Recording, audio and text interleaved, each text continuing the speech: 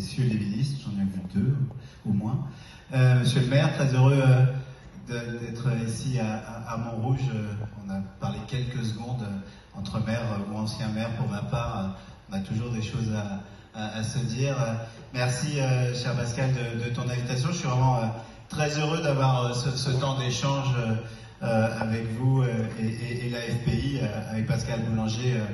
On a la chance de se fréquenter depuis vraiment 11 mois et toujours avec beaucoup de franchise, de sincérité. Et dans la période qui est celle qui est la nôtre, hein, celle de cette crise du logement, je pense qu'il est extrêmement important qu'on ait ces échanges nourris et sans trahir de secret, quelques échanges par SMS ou par téléphone très réguliers et toujours extrêmement utiles. Alors j'ai commencé par le dire, d'abord la crise du logement, c'est vrai quelque chose que j'ai découvert en arrivant à l'hôtel de Roquelaure il y a 11 mois.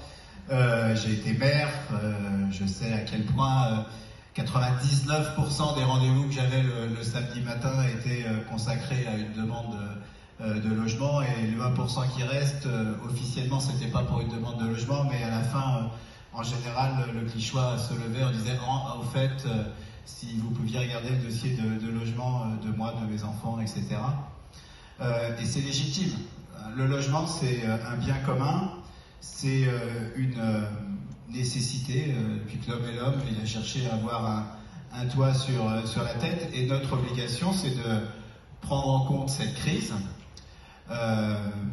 Crise particulière parce qu'elle a de multiples facteurs. La première fois qu'on s'est vu avec Pascal et les promoteurs en juillet, c'était on est devant une crise de l'offre.